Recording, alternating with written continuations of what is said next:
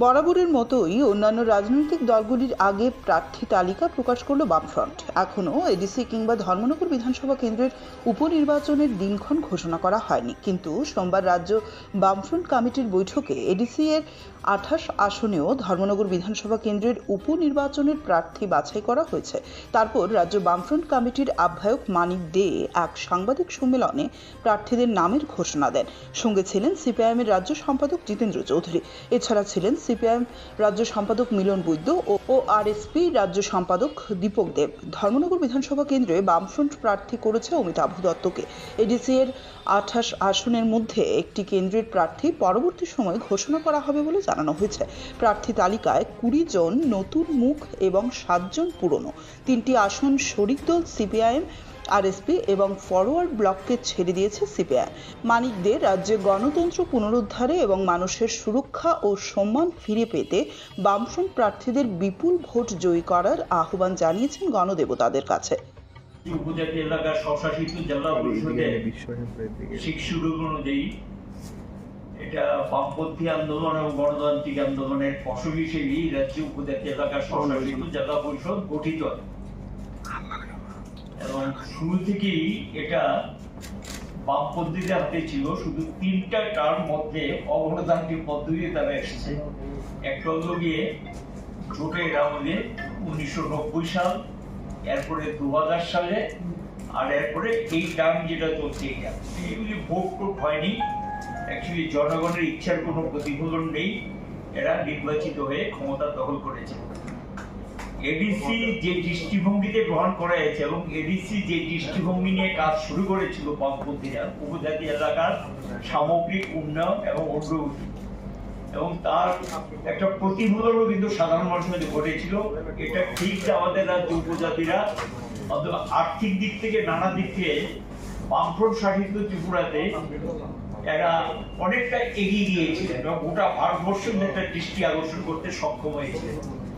এখন একদিকে 2018 সালে এই বিজেপি সরকার ক্ষমতায় এসেছে, পরে আবার এখন এরা ক্ষমতায় এসছে মথা এডিসি দখল করার পর। আমরা লক্ষ্য করলাম প্রথম উপজাতি যুব সমিতি, তারপর আইএনপিটি, এরপরে গিয়ে এখন যারা আছে সেটা মথা। 3বার তারা এডিসিতে যখন যায় অনেক কিছু অঘটন ঘটিয়েছেন। একদিকে সন্ত্রাসবাদীদের হাতে পয়সা তুলে দিয়েছেন, সন্ত্রাসবাদীদেরকে সাহায্য করেছেন, এগুলো অনেক বেশি আলোচিত হয়েছে, কথাবার্তা হয়েছে, কিন্তু সাধারণ মানুষের বা উপজাতি এলাকার কোনো উন্নয়ন অগ্রগতি করেনি। এখন নতুন করে ক্ষমতা আসার পর সে একই কায়দায় একই কৌশলে তারা এখানে এডিসি পরিচালনা করেছে এবং সেই এডিসি নির্বাচন আসন্ন। আমরা এডিসি নির্বাচনে আমরা লড়াই করব বামফ্রন্টের পক্ষ থেকে। আমরা আজকে আলোচনা করেছি, আমরা আমাদের প্রার্থী তালিকাও ঠিক করে নিয়েছি এবং এডিসি নিয়ম অনুযায়ী শিডিউলের যে নিয়ম, সেই নিয়ম অনুযায়ী নির্দিষ্ট সময়ের মধ্যে নির্বাচন করতে হয়। এবং এবারকার নির্বাচনটা খুবই গুরুত্বপূর্ণ এই কারণে, কারণ রাজ্যে, গোটা রাজ্যে বিজেপি এবং মথা যারা সরকারে আছে একটা আরেকটা শরিক, আইপিএফটি সহ এখানে যে সরকারটা চলছে আর এখানে চলছে মথা, এরা তো একই প্রায় সরকারের শরিক। মিলেমিশে গোটা রাজ্যে যে অরাজকতা, দুর্নীতি এবং উন্নয়নের নামে অর্থ লুটপাট হচ্ছে, যা অর্থ আসছে তার কোনো হিসাব নেই, নিকেশ নেই, এবং এমন জায়গায় ডিসিতে নিয়ে গেছেন শেষ পর্যন্ত বেতন পর্যন্ত দিতে পারছেন। উন্নয়ন তো দূরের কথা, বেতন দিতে পারছেন না। পেনশনের টাকা, পেনশনের পর যেটা যায় তার অধিকার, সেই টাকা পর্যন্ত দিতে পারছেন না। এবং তাদের বিরুদ্ধে অসংখ্য নিয়োগ, এবং এডিসি এলাকার উপজাতিদের অগ্রগতি হোক আর না হোক, এডিসি যারা শাসক তাদের কিন্তু অবস্থার পরিবর্তন ঘটেছে। এবং এডিসিরা শুধু সরকারেরও যারা শাসক দল আছেন তাদেরও অবস্থা পরিবর্তন ঘটেছে, কিন্তু সাধারণ মানুষের অবস্থায় কোনো পরিবর্তন ঘটেনি। মানুষের মধ্যে খুব বিক্ষোভের প্রতিফলন এগুলি প্রকাশ্যে ঘটছে। এবং এখন গিয়ে এডিসি দখল নিয়ে মাঝে মধ্যে তাদের মধ্যে কিছু মহড়া হয়, এগুলো লোক দেখানো। আসলে মূলত হলো কারণ এডিসিতে এখন একটা সময় তারা জানেন স্বাধীন ত্রিপুরার কথা বলে 1990 সালে একবার এই কাণ্ডবৃত্তি ঘটিয়েছে। এরপরে এসছে তাদের ত্রিপুরা ল্যান্ড, এরপরে আসছে আবার গ্রেটার তিপ্রা ল্যান্ড, এগুলো মানুষের কাছে ধরা পড়ে গেছে এবং অসংখ্য যে চুক্তির এসব কথাবার্তা যা বলেছেন একটু তারা কার্যকর করতে পারেনি। উপজাতি অংশের এলাকা যেটা গেছে, শিক্ষা ব্যবস্থা মুক্ত হয়ে পড়েছে, পানীয় জলের ব্যবস্থা নেই, প্রতিদিন রাস্তা রোকো হচ্ছে এবং রাস্তাগুলো খুব তৈরি করে দিয়েছে বামফ্রন্ট সরকার, নতুন কোনো রাস্তা তো করতে পারেনি, সেই রাস্তাগুলো ভাঙচুর অবস্থায় আছে। স্কুলগুলো, অনেক স্কুল বন্ধ করে দিয়েছেন, এডিসি প্রশাসন বন্ধ করেছে, রাজ্য সরকারও বন্ধ করেছে। কাজে উপজাতিরা শিক্ষা, যেটা বামফ্রন্ট সরকারের অন্যতম অগ্রাধিকার ছিল উপজাতি এলাকায়, অসংখ্য স্কুল কলেজ খুলেছেন, সেটাকে পর্যন্ত ধ্বংসের কিনারে নিয়ে গেছে।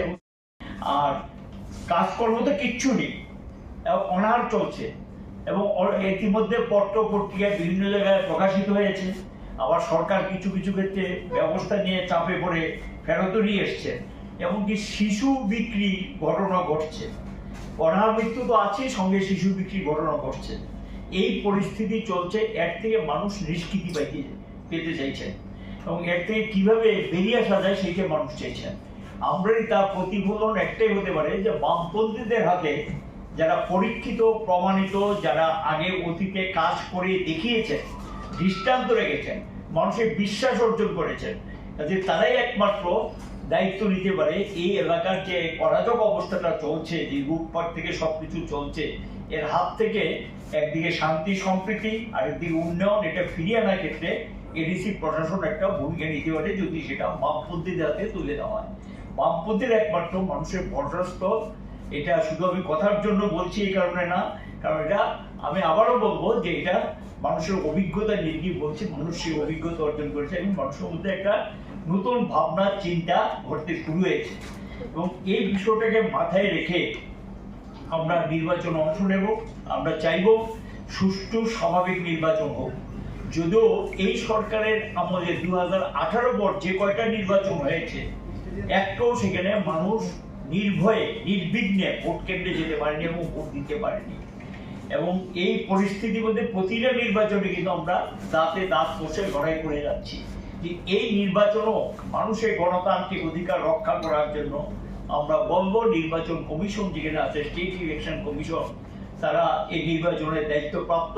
স্টেট ইলেকশন কমিশন সুষ্ঠু এবং নির্বিঘ্নে এই নির্বাচন সম্পন্ন করুক। আমরা আজকে প্রার্থী নিয়ে আলোচনা করেছি, বামফ্রন্টের পক্ষ থেকে বসেছিলাম। আমরা প্রার্থীদের তালিকা আপনাদের সামনে পরে শুনিয়ে দিচ্ছি। আমরা চূড়ান্ত করেছি দামছড়া জামপুই যে আসনটা, সে আসনে বারেন্দ্র রিয়াং নতুন প্রার্থী। জায়গাটার নাম একটু বলবেন। দ্বিতীয় কাঞ্চনপুর রমাকান্ত নাথ নতুন প্রার্থী। মাছপাড়া আমরা ফরওয়ার্ড ব্লকের জন্য রেখেছি, এটা আমরা আজকে ঘোষণা করতে পারলাম না, আমরা অপেক্ষা করছি তাদের প্রার্থী চূড়ান্ত হলে আমরা আপনাদেরকে জানিয়ে দেব। করমছড়া সাধন চাকমা নতুন প্রার্থী। ড্যামছড়া কচুছড়া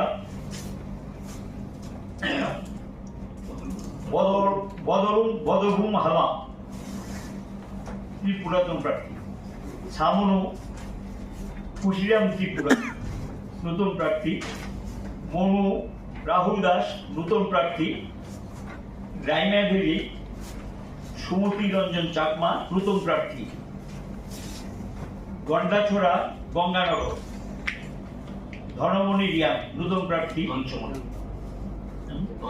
ধনচমণি রিয়াং অ্যাকচুয়ালি নামটা হলো ধনচমণি রিয়াং নতুন প্রার্থী।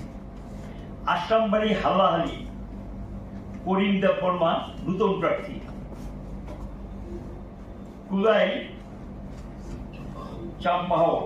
চাম্পাহরে অতুল দেব বর্মা নতুন প্রার্থী। তেলিয়ামুড়া মহারানী রতন কিশোর জমাতিয়া নতুন প্রার্থী। রামচন্দ্র ঘাট সমরেশ দেববর্মা নতুন প্রার্থী। মান্দাইপুর লিনপুর সূর্য দেববর্মা নতুন প্রার্থী। জিরানিয়া রাধাচরণ দেববর্মা পুরান প্রার্থী। শিবনা তমাকারী অমূল্য দেববর্মা নতুন প্রার্থী। বুজ্জমনগর ওয়াকিনগর এখানে সঞ্জিত দেববর্মা নতুন প্রার্থী। পেকুয়ার জেলা জন্মেজয়নগর ব্রজলাল দেববর্মা নতুন প্রার্থী। টাকারজলা জম্পুজলা বেনিলাল দেববর্মা নতুন প্রার্থী। আমতলী গোলাঘাটি শ্রীমতী বৃন্দা দেববর্মা নতুন প্রার্থী। বাগমা অমৃত সাধন জমাতিয়া, তিনি আগেও প্রার্থী হয়েছিলেন। নতুন বাজার মালবাসা মগেন্দ্র রিয়াং, উনি আগেও প্রার্থী হয়েছিলেন। মহারানী চেলাগান হারধন জমাতিয়া, তিনি আরএসপি, তিনি আগেও প্রার্থী হয়েছিলেন। ওমপি পৃথ্বীরাজ কলই নতুন প্রার্থী। বীরচন্দ্র কলসি নরেন্দ্র রিয়াং সিপিআই, তিনি নতুন প্রার্থী। কাঠালিয়া মির্জা রাজাপুর পরীক্ষিত মুরাসিং পুরাতন প্রার্থী। পূর্ব মুহুরীপুর ঘুরাতলি বারজুম রিয়াং নতুন প্রার্থী। বারজুম ত্রিপুরা নতুন প্রার্থী।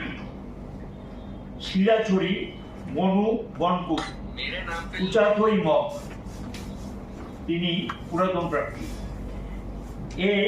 এখানে 20 জন নতুন এবং পুরনো 27 একটা পরে আমরা ঘোষণা করব, এবং সিপিআই এক, আরএসপি এক, বাকি সব প্রার্থী সিপিআইএম দলে।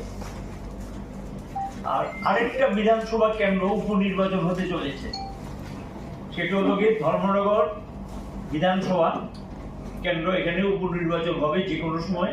আমরা আমাদের প্রার্থী ঠিক করে নিয়েছি বামফ্রন্টের মিটিংয়ে আলোচনা করে।